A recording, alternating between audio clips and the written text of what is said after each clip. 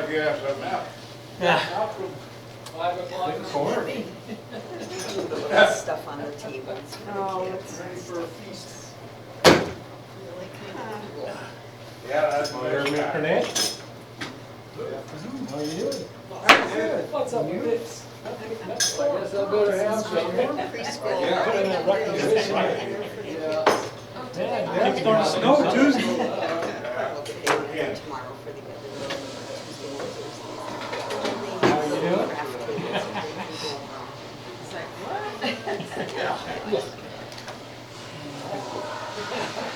Hello. There's coffee there. Yeah, there's coffee down. Is there? How you doing? Hi. Hi, how are you? Fresh coffee. What's up? How you doing, Fresh buddy? coffee. Fresh coffee? Not last week. It's selling it fresh. Is it Army or Navy? What's it? What? Or is it Air Force. Air Force? Oh, the Air Force got good coffee. Oh, yeah. Good shout. They're running Navy. Well, Fresh fucking red better out. than that. That guy couldn't make it, he was gonna be in Taiwan. You must have been a different place than I Yeah, was. Because Terry's thinking of. Spoon in the dirt, you eat it up. You don't have to be ashamed. Spoon in the dirt. You don't have to shave for any of them, unless you're gonna be married. Well, see, I was in, all the money at the Air Force Base in Sacramento. But I told them that is available. Oh, that's over in Japan. So, You was in Dakota? Where? Dakota? Why not? there with the. Dakota, Air Force Base, Japan. Oh, your coat? Yeah, I'll tell you. wear one. Place I was. Yeah. Like we do come inside, we go The back Sawa. up stuff. Sawa was up there, I saw up there. Yeah. That was a good day. Tools. Except for the shit. Construction's done, Oh, yeah.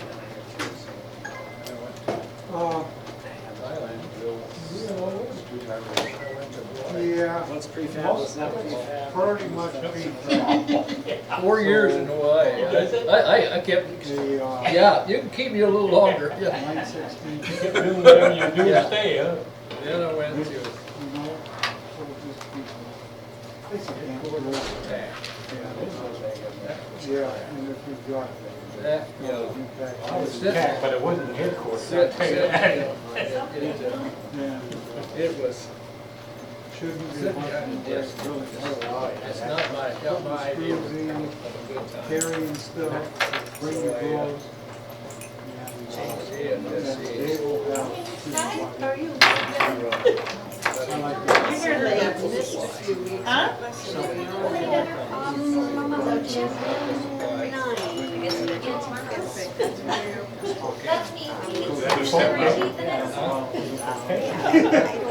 You know, Very bad. but That wasn't, you know, design wasn't too bad. screw the The, pins to the floor. the major and the captain who were running the medical for a bunch of This is an interesting setting, huh? idiots. Well, the first thing, That's what she said. before I got there, Yeah. I tried to do away with the eating position. You know, and when they got rid of it, but I was still there. I still came in, you know, so they said, well, Church is about very tall. yeah. Trying to find place where I would. Yeah, yeah, the Everybody's trying to get rid of the you know, well, we don't know what's going on. After that. Major came down one day and said, "Trace, Yeah, we're gonna make you first sergeant." yeah, I mean, they, I went up You're there. hungry? and Has it registered yet? I ran out. Oh, so you want to top it off, dessert. Medical. Young And the snacks? Candy?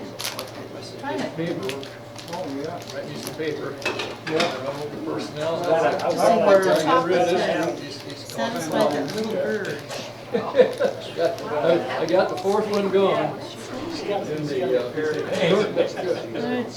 kids like those, and I kind of throw them around as well. Try it. No. I have a whole box of them. It's better for you.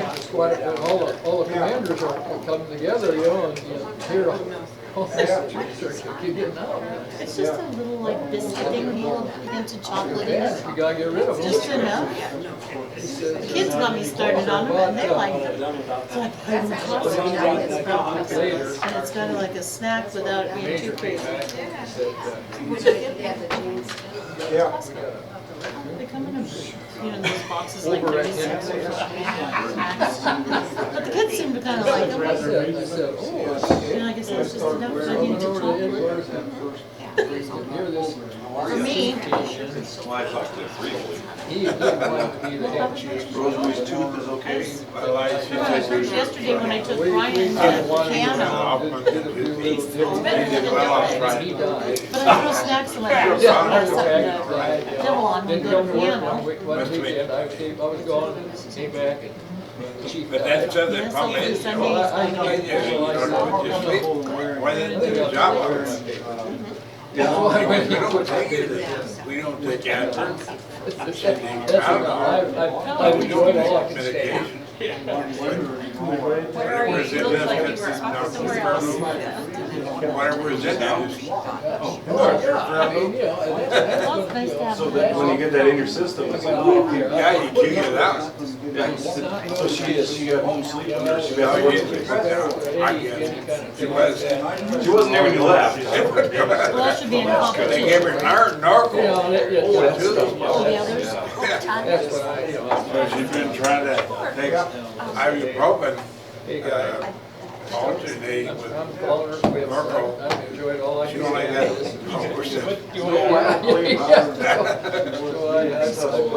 Yeah.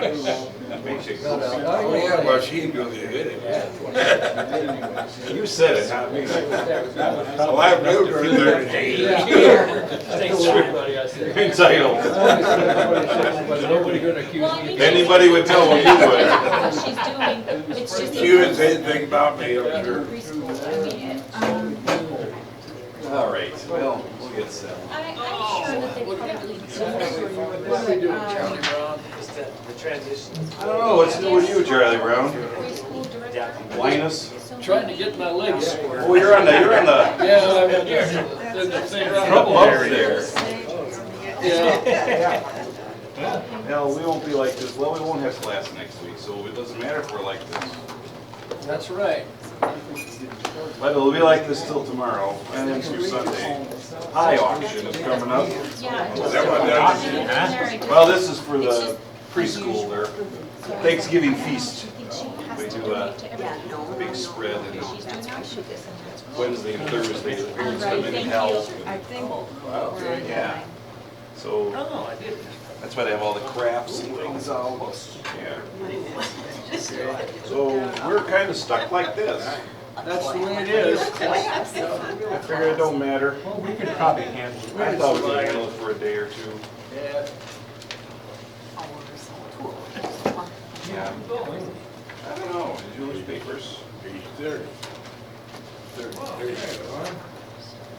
You lost it. Oh, I did lunch here. You lost it. Yeah. Yes, we're in. What happened? Gordon's on the line, I believe. You can see us. I got it hooked in. So, hi, Gordon. I think you can hear us. I can't hear him. I'm assuming he's on there. We called him. He said he was on there. He said he was in, so assuming he didn't get disconnected. All right. Now that I have my books here, I have a whole line here. We're missing Sarah's mom. She's not here today. Well, sometimes she's in, sometimes she's not. Takes over. Oh. Yeah, no, Sarah. Sure. Sharon, yeah, Sharon. Yeah, Sarah's mom. She sits up kind of on the side. Oh, Flat stone. Well, she Yeah. came in and couldn't find her seat. Put it over there. I don't think she would. And And then we're all, Dick somewhere, Dick's on the mountain. He's in Caldwell. What's he doing there? Here's the one, is we No, haven't Caldwell settled didn't put ourselves here. Hey, drink. since changing time He's skating, service. Skate over there, ski. They do, yeah, every winter. Yeah, have a big one. Oh, yeah, but they're not skating on that thing. Not yet. They gotta freeze it, don't they? My whole life I got a fire alarm.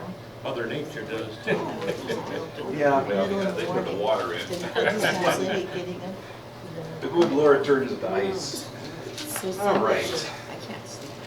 Well, here we are. We won't have class next week. I think we agreed upon that. Terry said, no, we don't do that. He put his fist down and said, we're not doing He that. he does that quite often. I know, he's very opinionated and loud and always over causing trouble. It's terrible, it's. Pounding on the table and, no. So next week, just enjoy if you have company coming in or if you have company coming over, enjoy an afternoon anticipating a house of people if you have a house of people. Or if not, enjoy some quiet time and your turkey breast. Yep. I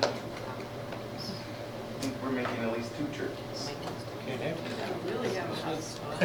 No, it's all of our boys will be home. So All of them, huh? That'll take care of the quiet they time. themselves take care of one. You know So, what I meant? That would be nice. yeah, it will be. And then Christie's folks are coming in. Turkey So ribs. that'll be fun, have them with us. Christmas Here's a folks come finesse too? to it. Yeah, they're coming in Monday night. And Dad always gets the Like this? usual flight, Monday at midnight. Monday, that's where they land? Yeah. Yeah, Oh. yeah. And he always said, I hope you don't mind. And I said, well, it doesn't matter if I did. Keep doing it. You bought the tickets and then you say, I hope you don't mind. Yeah, keep doing it. Yeah. Doesn't matter. Yeah. One of these times I'm gonna say, there is this thing called Uber. Yeah. Well, that's. But no, it wouldn't be. Yeah, I'm No. sure, I'm sure you will. Yeah. Just to tease them. Yeah, but if you go at midnight, you don't have the traffic. That would put you in the doghouse. They can land at 7:30. Yeah, no, I don't, it's not a bad ride, I'm not gonna complain one bit. The Boise Airport is nice, it's not O'Hare, that's all I care What about. time do they leave out of Chicago? LAX, Denver. LaGuardia, yeah, all that's, I don't know when they're leaving, like 7 maybe? You say Atlanta. And they have a little bit of a layover, I think maybe in Denver, Never Oh, been they through get there. yeah, for about an hour. So, Buy some marijuana. they could, and then they could turn it into Probably hemp. sell it in there. It's Salt Lake City. They turn it into hemp and then just drive it through the state. Yeah. It's Yeah. like you need a That's happy legal. As long as you take stay on out the your interstate. thing. That's It's right. like a bus terminal. Yeah. Feels like you're sitting in a Well, I bus think you can terminal, go to a doesn't it? truck stop. They said you could slightly Gate, and vary then it. there's like you know. generic So I would seating. imagine that they're saying if you need gas, you can stop at a truck stop. And then you gotta take Rule. a hackney to get back out. Yeah, right, to where you came from, It yeah. is what it is. It's kind of, It's cold. I don't know about yours. I don't know how much. Yeah, it the changed. governor's trying to Something like compromise. Yeah, it seems like. Yeah, he's, you know, and he's doing his darndest to keep that. legal marijuana out. Yeah, the illegal stuff, we don't mind. Oh, yeah, that's You okay. could just go and spend Run all up day. the, run up So the, anytime you did the third nature, I had a couple hours. Yeah, the to go. governor's looking over the border. run up to Ontario and get all you want, huh? Yeah. And they do. They need a people watch there. the whole day. Yeah, there's more Idaho cars in the parking lot out there than there's Oregon cars. Actually said that on the news a couple weeks back. Yeah, Oh, yeah. yeah. Yeah, It's feel kind of the international. days in which we It's live. fun to watch Yeah. people going. Just wait, it'll change. Wonder what they're up to. Sometimes we're on the slippery Get outside slope. your When's the last time you seen it change to better? When the day is over and you go to bed. Yeah. And you wake up and it's still the same morning. So much of it is just sometimes you just gotta get away. Take a month out and come back and pick it right up. That's right. Right up top. They'll still be impeaching President Bush or President Trump or Bush or Clinton or. Anyway. They've all been impeached at least once. Well, Secretly or if nothing publicly. else in their minds. Yeah. I think I turned it off, Ned, but you can have the dregs of the pot. Yes, I took now a it little just needs bit, rinsing. I left just a little bit for whoever Well, wanted to wet their whistle. Well, I have us in chapter 9, and Gordon's probably sitting there wondering, when are you guys gonna shut up and get on? He's got stuff to do. He's So- transparent. Chapter 9 of Judges, page 30 in our book, and that surprised Ron because he didn't know it actually made ground. So, back, we're not still in Exodus 9. No, we're meeting the next judge, who is the son of Gideon, or known as Jerubbaal, and that is Abimelech. And I'm just going to read the opening verses. I have the book divided out. We'll look at verses 1 to 6, and then take it to 15, and then we'll jump to the end. I do skip some of it, just the intervening text. You don't agree, or you just No, I just, boring? it's not really boring, it's just a lot of people moving around and walking, and Abimelech fights, and gets mad, We're not focused on that? captures, well, it's important, but we'll gloss over it. So, All right. just to get us into the topic though of Abimelech, put on the sheet, how would you define the definition of ambition? Drive. Drive, okay? Doing anything to get ahead. Doing anything to get ahead. Ambition. Is ambition good or bad? Can be both. How you factor it, you know, if it's, you know, if you just do it through good works and things like that, it's a fine thing. But if you sit there and trample people under your feet while you're going, it's a bad thing. So I think you answered both. Is it good? It can be good. It can be bad. Yeah, it determines on the motivation, the attitude of the heart. And I think you also hit the third question there, Dig. What are some of the effects of the bad kind of ambition? You trample people. You step on them. You get ahead, but don't really end up ahead. You might think you're ahead, but you actually go behind a few steps. So there's good ambition, there's bad ambition, depends on the attitude of the heart. And really that's kind of what I put as our summary there. While ambition can be good, when it's directed rightly, it can also cause a lot of damage. The Bible shows that selfish pride and passion for power, as we look at Abimelech, goes back to the earliest times of human history. And here we encounter one of Gideon's sons. In the days of the judges, he had an egotistical passion. And his story shows how the grip of selfish ambition can lead to ungodly behavior and ultimately to the end of one's own demise, to self-destruction. So to follow the Lord is to reject this kind of selfish ambition. And that's what I'd like to look at as we look at Abimelech.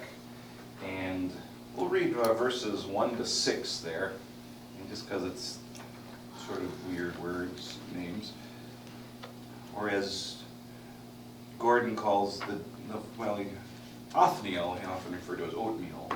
So you can always insert your own word and name if you don't like the one that's written. So, I learned that from Gordon. So Abimelech, son of Jerubbaal, went to his mother's brothers in Shechem, and said to them and to all his mother's clan, "Ask all the citizens of Shechem, which is better for you, to have all 70 of Jerubbaal's sons rule over you, or just one man? Remember, I am your flesh and blood." When the brothers repeated all this to the citizens of Shechem, they were inclined to follow Abimelech, for they said, "He's our brother." They gave him 70 shekels of silver from the temple of Baal-berith, and Abimelech used it to hire reckless adventurers who became his followers. He went to his father's home in Ophrah and on one stone murdered his 70 brothers, the sons of Jerubbaal. Now, but Jotham, the youngest son of Jerubbaal, escaped by hiding. Then all the citizens of Shechem and Beth Milo gathered beside the great tree at the pillar in Shechem to crown Abimelech king. So we'll pause there for a second. No, we have verse 7. No, just verse 6.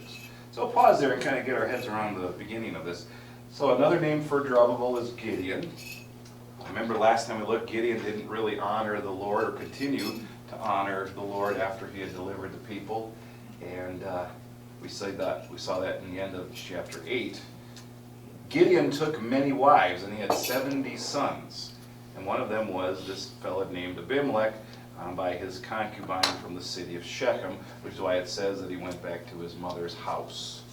So, what was Abimelech's ambition? To be king. To be king. Well, what obstacles stood in his way? 70. 70 legitimate brothers. Yeah. You know, a good testament from them. Yeah, and so he goes and he uses his mom's clan, if you will, as political platform, and he gets seed money. You notice, where does he get his seed money from?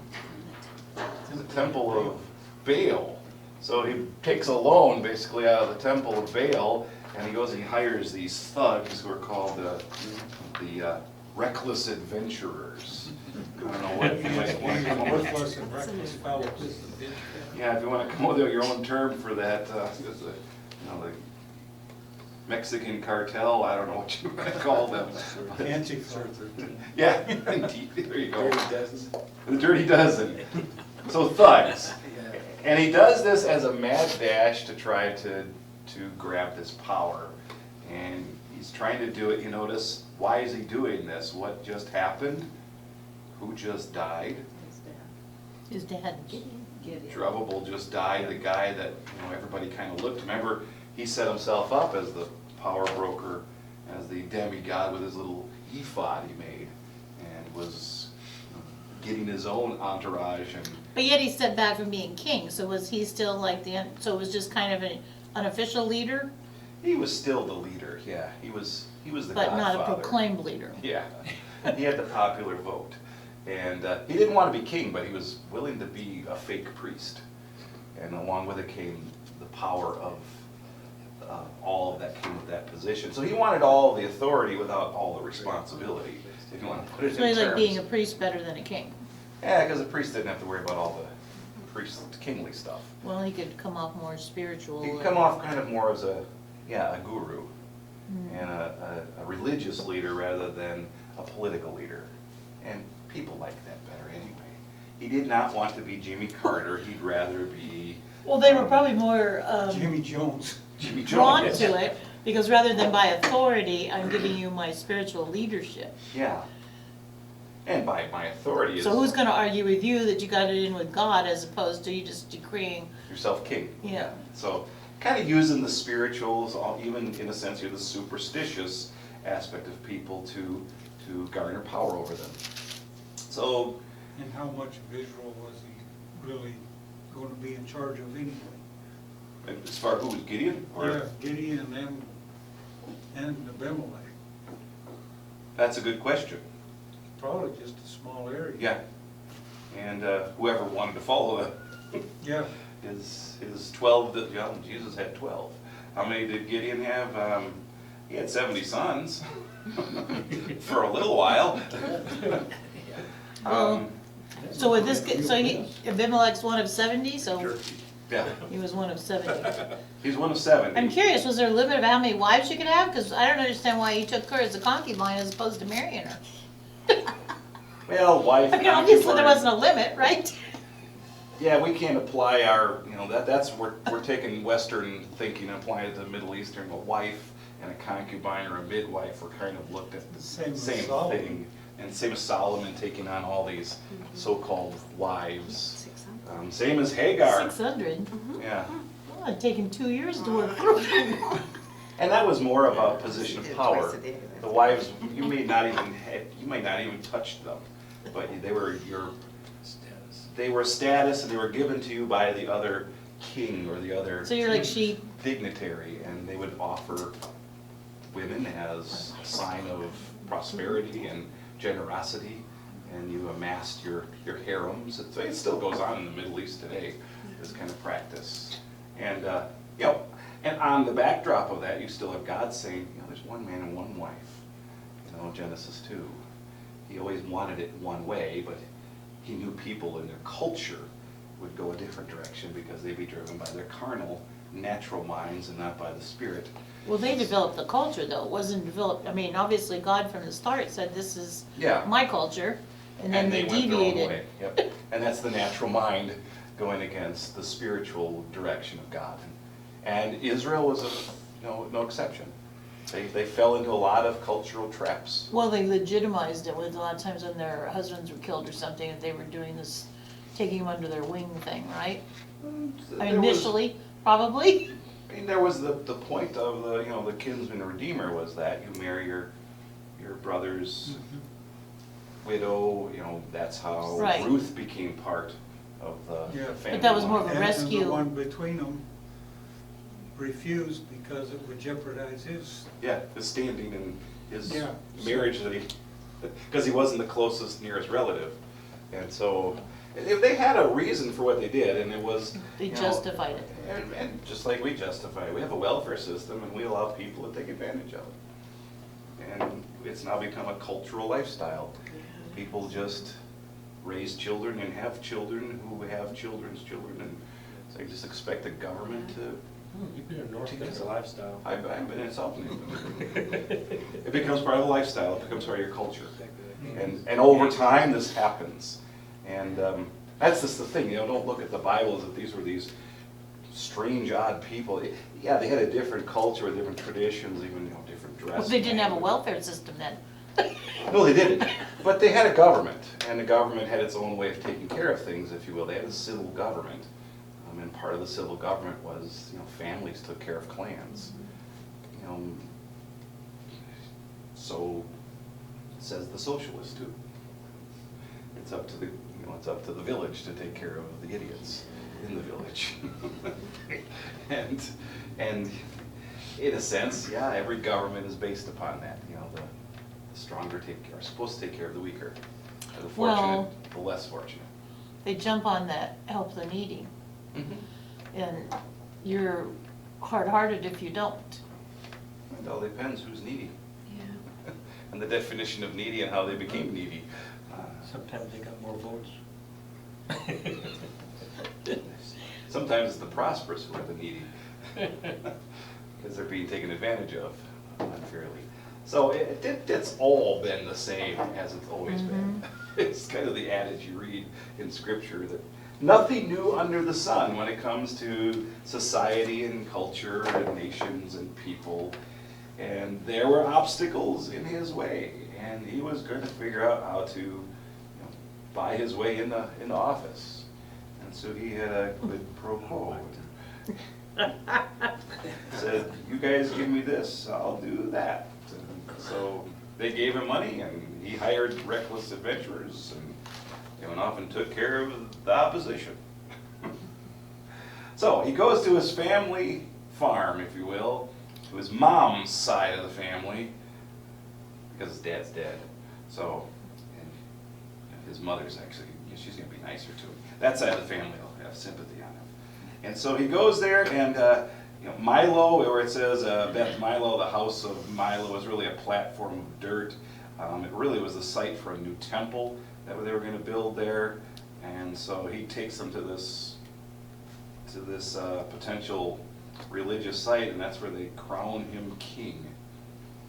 Now, Jotham, he enters the, maybe anything else? Oh, I think we covered some of these. How did Abimelech persuade the leaders of Shechem to support him? He's a relative. Yeah. And so, what do they stand to gain?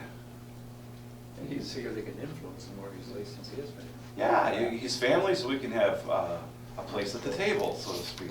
Yep, he's buying his cabinet, his officials. And by their actions, you'd think the leaders of Shechem deserve a share of guilt in murdering the sons of Jeroboam. Yes. Why do you think that? They gave him the money. Yeah, they gave him the money. For the- Yeah, we call that blood money, right? Yeah, so they're, well, I didn't do anything, we just paid for it. We had nothing to do with it. He did the killing, we just funded it. Possible denial. And then there's guilt by association there, exactly. And so, ambition for power or position corrupts motives, even among believers. I think we see Absolutely. that coming true. And So the question I have on the, on page 31 there too is, are all positions of authority necessarily wrong? Should we never seek a position of leadership? Because you're just gonna end up corrupt in the end. So No. don't dare enter politics. It's just you're gonna lose your soul. Because at your oath of office, the devil comes and No. makes you sign a piece of paper at the crossroads. But in advancing yourself, eventually, I feel that you give a part of yourself. So I feel like anybody that gets to the point of wanting to be president is generally owes so many favors that they're inefficient. Yeah, it's a bumpy road on the way to the top.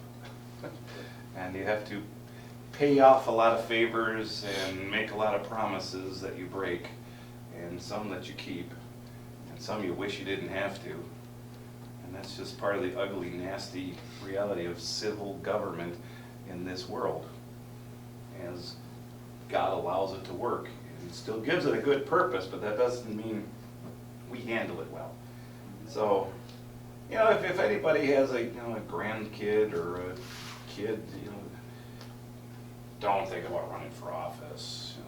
I don't know, we need good, honest people in there to balance the tables a little bit. So, Just might not be that easy. oh no, expect a hard Very ride, tough. especially in this day and age where everybody spins everything to the Yeah. point of, you're There's a lot sunk of before you pressure. try. Yeah. You have a reputation before you even did anything. And just keep your nose clean and don't do anything stupid on social media, you'll be fine. Yeah. Don't post those pictures of the, Don't the tweet. prom where you were kissing your girlfriend, because it'll come back up and the whole nation will know. Make the face colored. Yeah, don't color your face. Uh, Don't dress up for blackface. Christmas like Michael Jackson, you might be accused. Don't misappropriate. Yeah. Whatever that means. In the age of snowflakes, everybody's offended. So, Even as weird as things are, Romans 13, respect for authority, those in authority placed there by God. yep, by God, this is His divinely sanctioned. Paul's writing that to Christians in Rome that were under one of the most Christian-hating emperors, Emperor Nero, who hated Christians and killed them for sport. And Paul says you still have to obey him and honor him. That's you don't necessarily get anything by disrespecting God and maligning His good name by running unjust revolutions. And so that's the question people have: is our revolution unjust? Did we break the law by overthrowing the English throne and so on and so forth? And yet I go back to Gamaliel at the time of Christ. If it's of God, it will succeed. If it's not, it will fail. And But are you Look at responsible that. to be part of why it fails? Like you said, there's always that fine line of when am I being disruptive or when am I living true to God? And yet I trust God can work above the fray on that even and take bad things and still manage to conglomerate it with other things and situations, still work out a good purpose, even though I might have done it for wrong reasons. And that doesn't mean that end justifies the means, but at the same time, how many of us truly know what the right thing is to do all the time? Sometimes we just go with our best judgment and we go with the best decision based on the information at the time, and we trust it's the right direction. And then things may develop and go, oh, that wasn't actually probably the best thing I should have done. And we learn from our mistakes. I call it a note to self moment to leave my Yeah. grandkids. Note to self. You're talking about the dad, are you? Pardon? You're talking about being a dad. Yeah.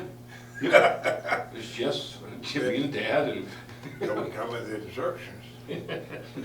there's a lot of regrets, right? Yeah. And our government's made mistakes, and we've learned from the past. Oh, we were acting on bad information, and we didn't know it. And whole civilizations have suffered because of our miscalculations. Does that make us unjust? Does that make us immoral, or does that just make us human? Makes you wrong. Makes me wrong, yeah. But sometimes I'm wrong, and sometimes I'm right. Does that make you bad? Intent is what makes you bad. what is it that's motivating those decisions and what's the outcome? Am I truly trying to serve the outcome of the good for the whole, or am I vested in my own personal advantages? And that's always, I think, what decides. And schemers know that people can be manipulated. Very. And so we have to avoid making manipulative appeals to others, because that's where selfish ambition comes up, and that's what can hurt people and churches and communities and societies and countries. Selfish ambition. Did Christ have ambition? And I look at Philippians. Do not be conceited. Do nothing out of selfish ambition, but think of yourselves less than others, and let Christ's attitude be yours. He who, lowered himself and humbled himself, and that did not consider equality with God something to be grasped.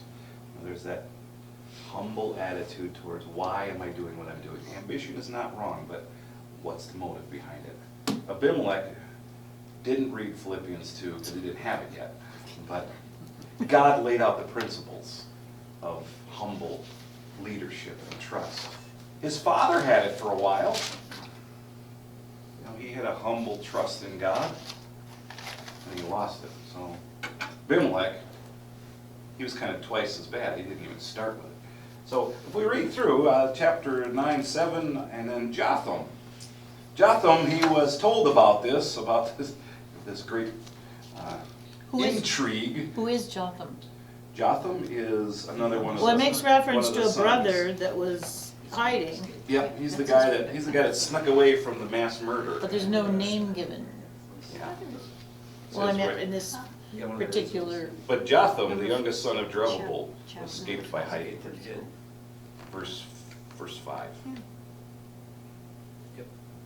oh, okay, I'm sorry. Nope, you're good. Just want to make sure we're all on the same page. So Jotham, he escapes from the reckless adventurers, and he's told about what happened, and basically he goes to the place where he can have the highest speech given, the place where he can be heard the loudest. He climbs the top of Mount Gerizim, and he shouts to them, "Listen to me, citizens of Shechem." And this would be kind of like going on top of the steps of Capitol Hill or something. And you're just shouting out where there's a good echo and a good loud place to be heard. And it's also a place of a future temple. "Listen to me, citizens of Shechem, so that God may listen to you. One day the trees went out to anoint a king for themselves. They said to the olive tree, 'Be our king.' But the olive tree answered, 'Should I give up my oil, by which both gods and men are honored, to hold sway over the trees?' Next the trees said to the fig tree, 'Come and be our king.' But the fig tree replied, 'Should I give up my fruit, so good and sweet, to hold sway over the trees?' Then the tree said to the vine, 'Come and be our king.' But the vine said, 'Should I give up my wine, which cheers both gods and men, to hold sway over the trees?' Finally all the trees said to the thorn bush, 'Come and be our king.' The thorn bush said to the trees, 'If you really want to anoint me king over you, come and take refuge in my shade. But if not, then let fire come out of the thorn bush and consume the cedars of Lebanon.'" So what's the point of the parable?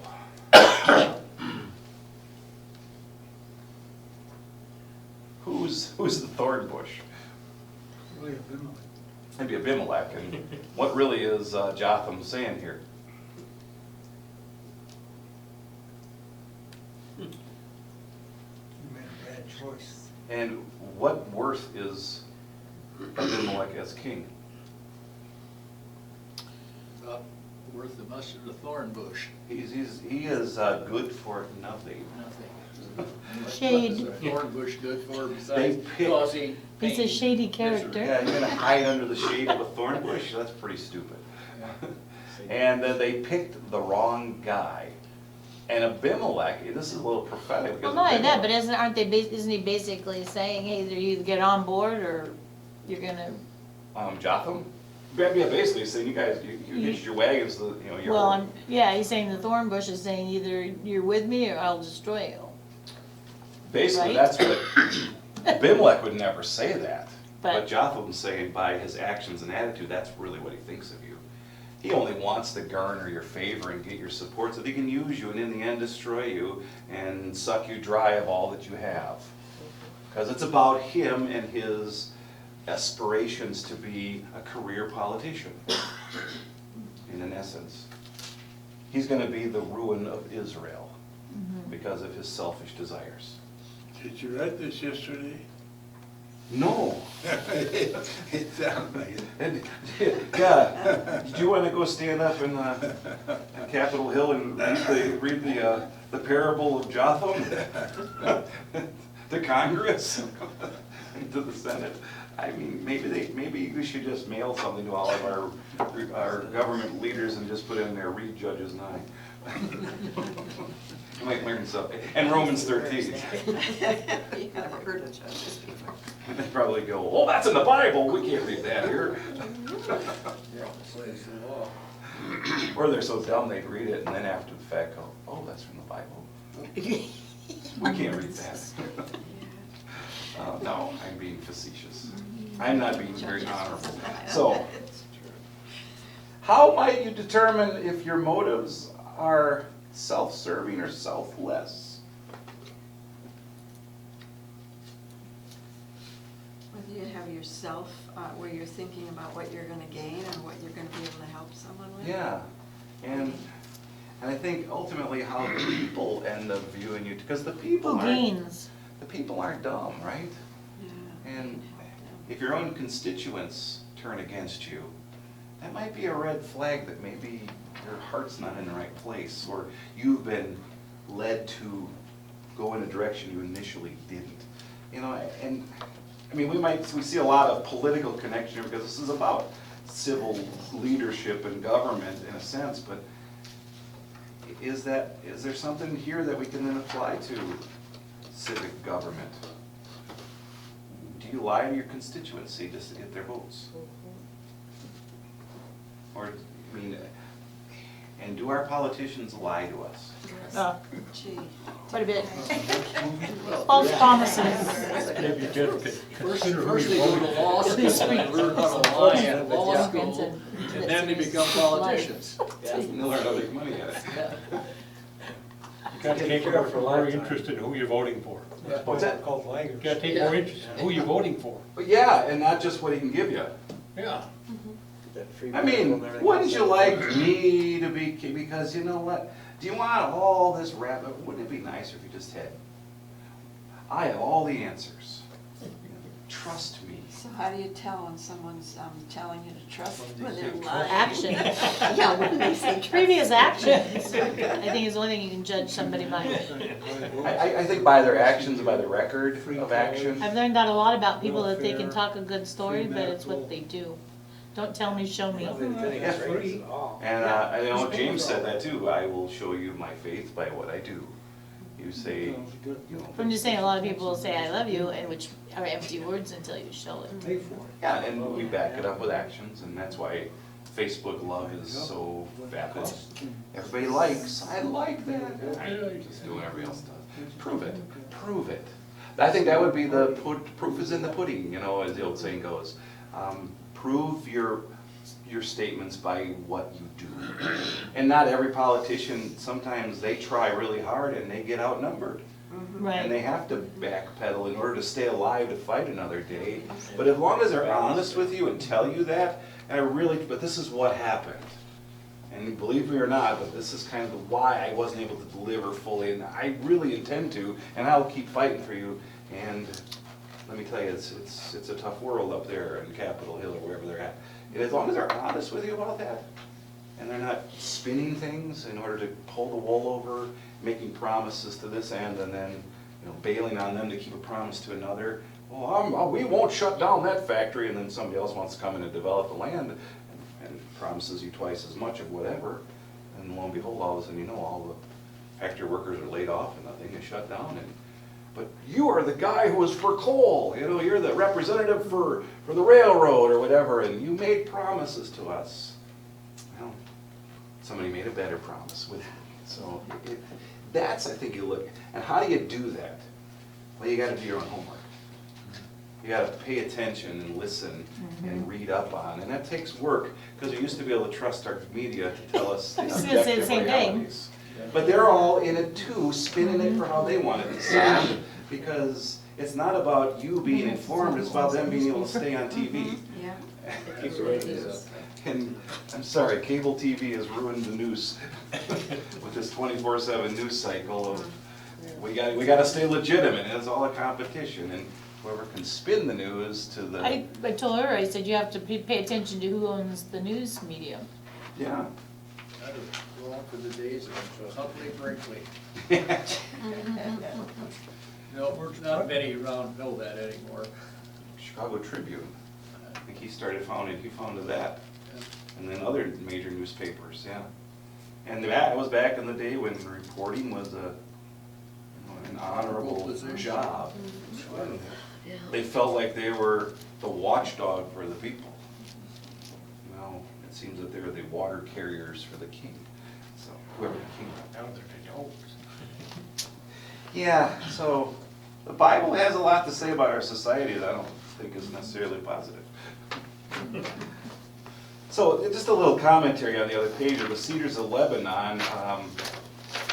In verse 15 there, noted as the largest and most noble of trees. And the Cedars of Lebanon were used to build the temple and things like that. And David chose cedars for that very purpose, 1 Kings 5. And Jotham's parable, these noted trees represent the lords of Shechem, who were in fact consumed by fire from the hand of Abimelech, the bramble that they had chosen as their king. And that's really the intervening verses there, Jenny, that we're not going to dig into, but verses 46 to 49, which is why I said we'd get to it, because it was kind of an intervening thing. But on hearing this, the citizens in the Tower of Shechem went into the stronghold of the temple of El-Berith. When Abimelech heard that they had assembled there, he and all his men went up to Mount Salmon. He took an axe and cut off some trees, which he lifted to his shoulders. He ordered the men, quick, do what you have seen me do. So they all cut the branches and followed Abimelech. They piled them against the stronghold and lit it on fire over the people inside. So all the people in the Tower of Shechem, about 1,000 men and women, died as well. So it was a prophecy that became fulfilled. It was a picture, a metaphor that was actually literally something that Abimelech did. He is a firebrand.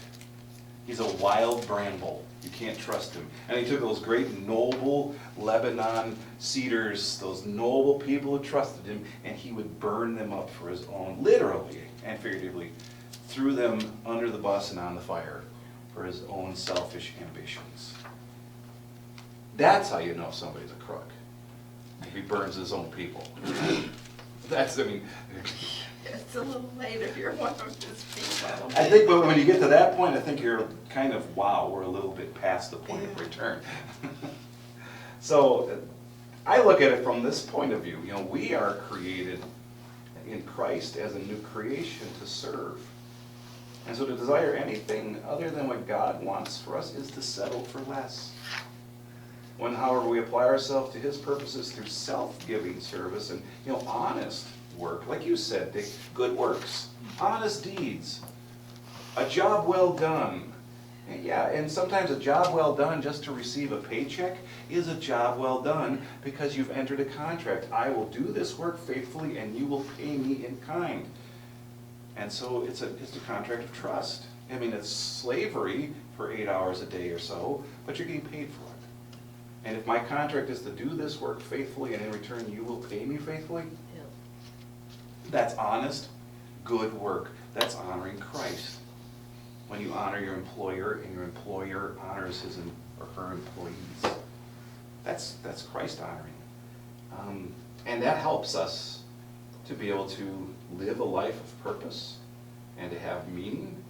And isn't that really what it's all about, to give God the glory in whatever we do, so that Christ might be acclaimed as King? And just an honest day's work sometimes is the best God-pleasing thing we can do.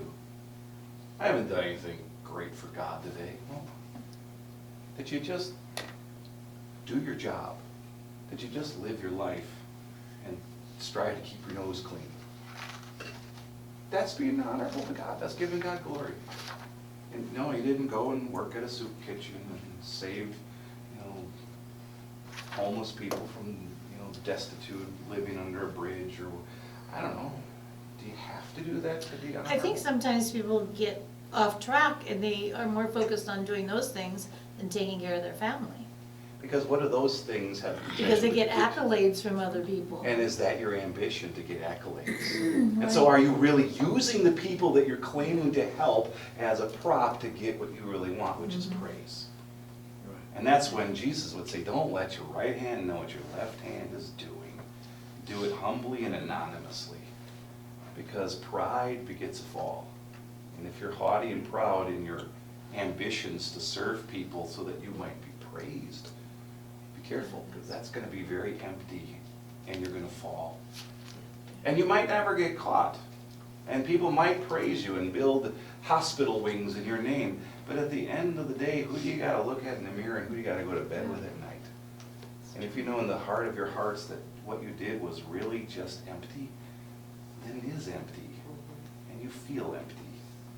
And you really didn't do anything good. And deep down inside, people who think they do great things end up thinking they're horrible.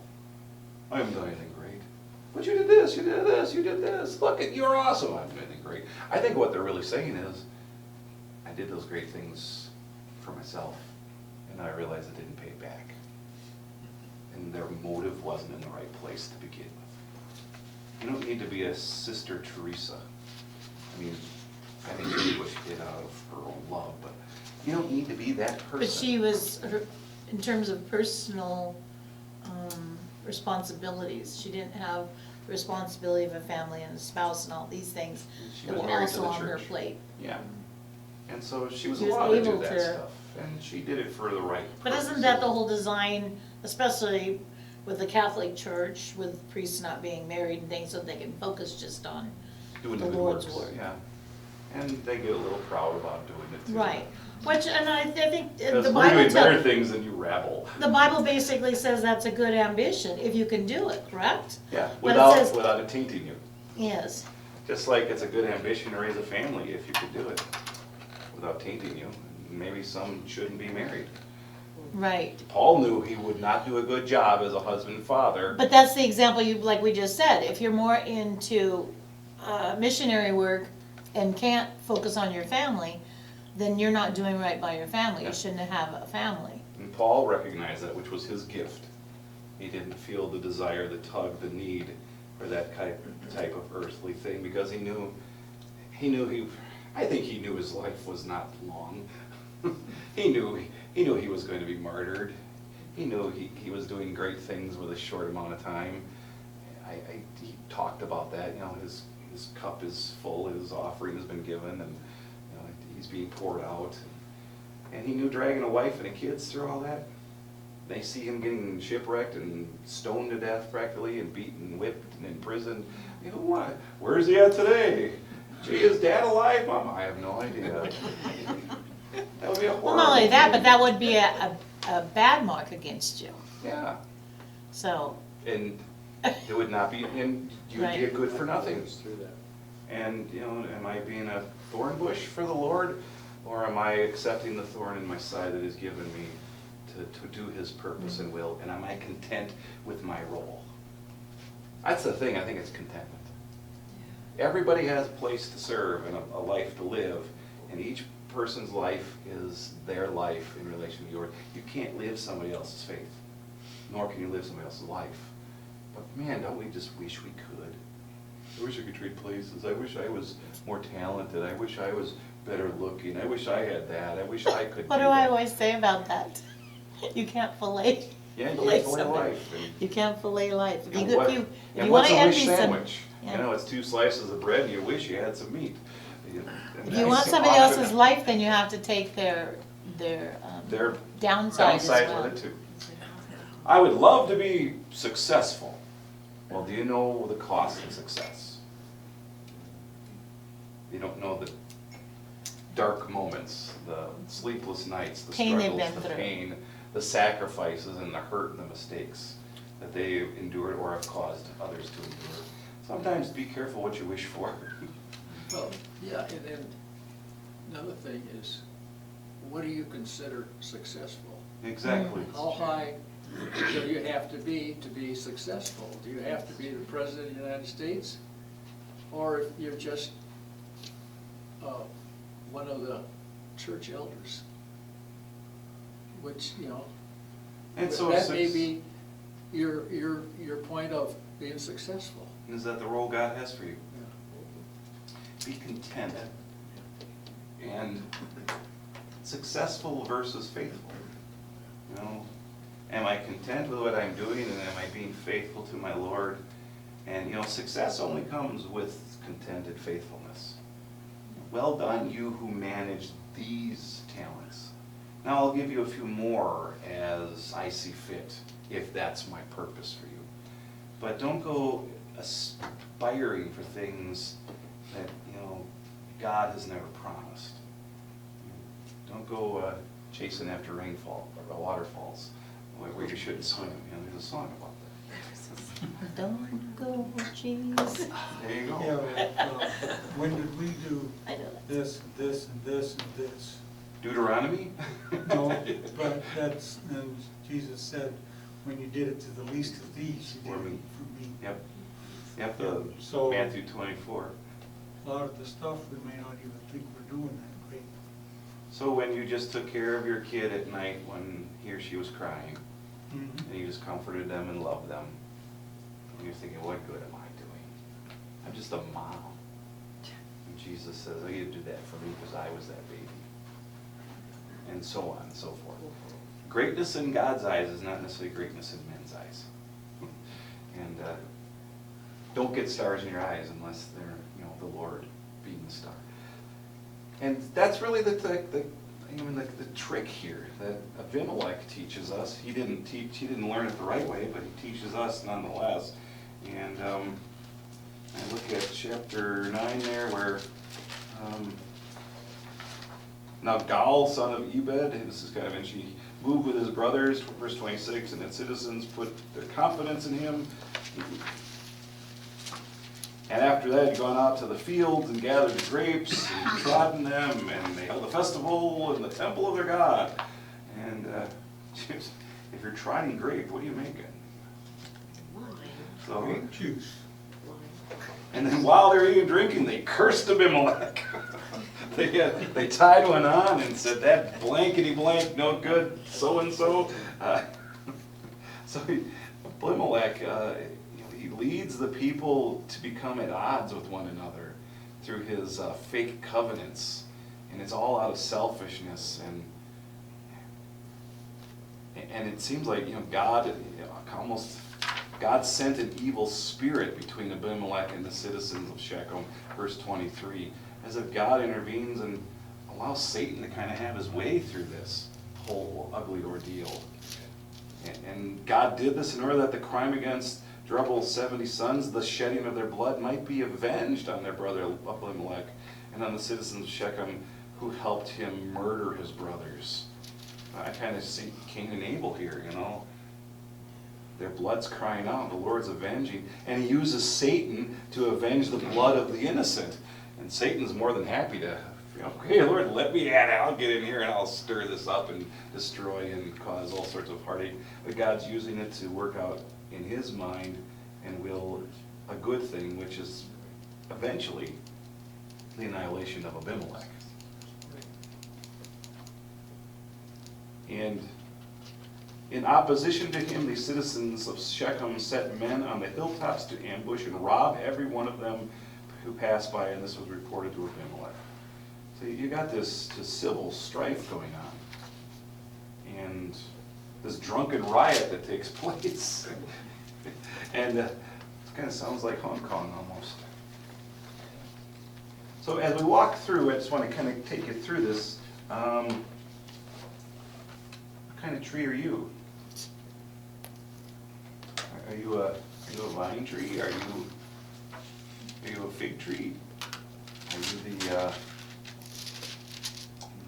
Well, I fruit want to tree? be a cedar of Lebanon. The oil tree? Are you the thorn bush? Or are you a cedar of Lebanon? There's all these pictures and Probably leaning metaphors. more towards the thorn bush than anything. So if you think about it, why is the bramble an adequate picture of Abimelech? Because a thorny bramble is not gonna come under my thorny bramble for foliage and shade. You're not gonna find any there. So in what ways did the bramble in Jotham's parable of the trees, how did it symbolize Abimelech again? Think about how often, what did he do? It's a pipe dream. He's a pipe dream. He promised something that he knew full well he could never deliver in an effort to use people and cause great grief at their expense to his benefit. And so we kind of just walk through, and then I just want to jump as we go through this chapter. The last couple verses, it kind of comes to a head, and Abimelech wanted to teach Shechem a lesson, and from the thorn bush would come fire, and that's the section we read about, lighting the funeral pyre against the tower of Shechem there. And then we pick it up at the end there, verse 52. Abimelech went into the tower and stormed it, but as he approached the entrance to the tower to set it on fire, a woman dropped an upper millstone on his head and cracked his skull. Hurriedly, he called to his armor bearer, "Draw your sword and kill me, so that they can't say a woman killed him." So his servant ran him through, and he died. Sounds like gutless Saul. When the Israelites saw Abimelech was dead, they went home.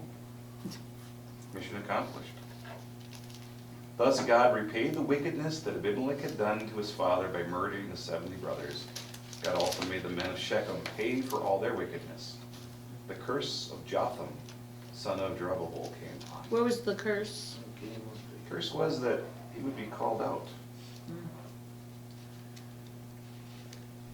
And that the briar would basically would be burned in the end and would be trimmed of its thorns. I just wondered if there was a precise curse that he had, but it doesn't look like it. Just that he fled escaping the beer, and he lived there because he was afraid of his brother, Abimelech. Well, the curse of Jotham would be the fulfillment of his parable. That the thorn bush would consume the cedars I of see. Lebanon, but it would not end well. So in other words, you're gonna pay in the end. You're going to pay in the end, and you're going to destroy these people, and in the end, they're going to destroy you. Because, he did bring fire against the cedars of Lebanon, but the little detail about the millstone being dropped from the tower, he left out. He had a hard head. He had a hard head, but Millstone, it didn't kill him. and so that's interesting. So how does that tie into some other? How does that tie into Deborah? When you think of Barak. That's interesting to me anyway. Men can talk about things and do a whole bunch of things, but in the end, if you want something done, have a woman do it. Over here, God Yep. repaid, yeah. And we see that quite a bit and have a godly woman take her place and throw her millstone off the tower. And I think of Jael with the tent peg and taking Sisera to the ground and literally pegging him down on the mat. I think of this example. I think of the prostitute who hid the spies. I think of Rahab. I think of the many women in the Bible who put their lives on the line in service to Jesus. I think of Dorcas and the other gals in the New Testament, the book of Acts, who helped Paul and Silas, Lydia, the dyer of purple, and all of those things that could point to that. If you want something done, or And go another way too. you can go another way. There was the women that went up into the hills and went to worship in, wasn't Baal, it was female god. Esther. And it was the women that was leading it. So we're both guilty and both credited in our own ways. It was Adam and Eve that partook of the fruit. none of us are innocent of it, but we're also accredited by God on account of Christ to serve. And just make sure if your wife is cleaning the gutters and you're down below, make sure she doesn't have a beef with you. Didn't bring her rolling pin with her. Well, is that, John, you don't send Rosemary up to clean the gutters, you just know better. Do I know it is? Just don't climb any trees with your chainsaw anymore either. Well, that is the story of Abimelech. I think kind of as we saw, a lot of counterpoints as you said, Don. What did we write this yesterday? Old Testament does say a lot to us in the New Testament era. And selfish ambition corrupts completely. And I just wanted to see before we close, did I print us a prayer? Yes. That's it. Let's close with the prayer that I have somewhere. All right. Yes. Thank you. And application questions, you can. I think we've touched on those in different ways, but just food for thought for you, things to ponder. But we pray. Heavenly Father, we humbly thank you for the hard lesson of Abimelech's life and for the perfect life of Jesus Christ, who gave himself in service to you for our sake. Holy Spirit, we pray that you would continue to strengthen us and equip us to follow Christ and serve him for his glory rather than our own. In Jesus' name we pray, amen. We have somebody coming in here real quick, so if you guys don't mind, I may just bug out. I'll lock the front door, but you don't have to leave. If you want to hang out and chit-chat and put on another half a pot or full pot or three-quarter pot or whatever, feel free. I'll just ask if I do leave and you're still here, just shut the lights. Turn off the lights. I'll lock you in and you can stay as long as you want. But we won't meet next week. Thanks for the study, everyone. Gordon, I hope you're still with us. I'll go shut you down. Turn them off. We're not known much As for Gordon often chit-chat. said, bye for now. Satisfy yourself. Yeah, I'm gonna have to check that out. The kids like it. Yeah, they have boxes of fruit, snacks and whatnot, but I don't know. They're just handy to grab if you need something like, I kind of got this 110. You can make it And down. I said, well, it's something to put in your stomach, because sometimes you just want a little something to eat. Yeah.